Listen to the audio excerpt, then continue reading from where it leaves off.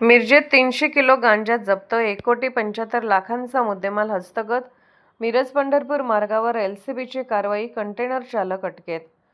सांगली स्थानिक गुन्हे अन्वेषण शाखेने मिरज परिसरात मोठी कारवाई करत तब्बल 300 किलो गांजा जप्त केलाय. या कारवाईत कंटेनरसह मोबाईल असा सुमारे 1,75,10,000 रुपयांचा मुद्देमाल हस्तगत करण्यात आला असून एका आरोपीला अटक करण्यात आली आहे. मिरज पंढरपूर मार्गावरून गांजाची तस्करी होत असल्याची गोपनीय माहिती स्थानिक गुन्हे अन्वेषण शाखेला मिळाली होती. त्यानुसार एलसीबीच्या पथकाने तानंग फाटा ते मालगाव रोड परिसरात सापळा रचला.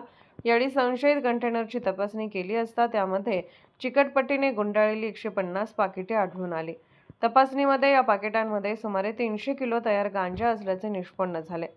या प्रकरणी मंगेश प्रकाश मोरे वय 46 वर्ष, राहणार बोरजाईवाडी, तालुका कोरेगाव, जिल्हा सातारा याला पोलिसांनी ताब्यात घेऊन अटक केली.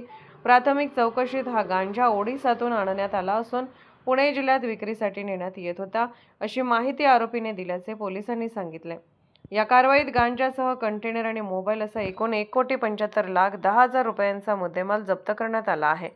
पोलीस अधीक्षक तुषार दोशी आणि अपर पोलीस अधीक्षक कल्पना बारवकर यांच्या मार्गदर्शनाखाली एलसीबीचे पोलीस निरीक्षक संजीव झाडे, सहाय्यक पोलीस निरीक्षक प्रशांत निशांदार आणि त्यांच्या पथकाने ही कारवाई केली.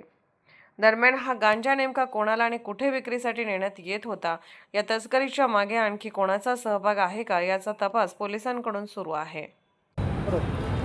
आज रोजी सांगली जिल्ह्यामध्ये एक चांगली ड्रग्सची कारवाई झालेली आहे. यांच्यामध्ये LCB तर्फे एक गांजाचे कन्साइनमेंट ज्यांच्यामध्ये 300 kg गांजा आहे हे जप्त करण्यात आलेलं आहे. यांच्यामध्ये मिरज ग्रामीण पोलीस स्टेशनमध्ये गुन्हा दाखल करण्यात आलेला आहे आणि या प्रकरणामध्ये एक आरोपी ताब्यात घेण्यात आलेला आहे. बाकी इतर जे आरोपी यांच्यामध्ये आहे त्यांच्याबद्दलचे विचारपूस आणि शोध चालू आहे. हे माल उडीसावरून आलेला आहे आणि हे पुण्याकडे चाललं होता अशी प्रारंभिक जे आहे चौकसीमध्ये माहिती मिळालेली आहे. अजून यांचे तपास चालू आहे.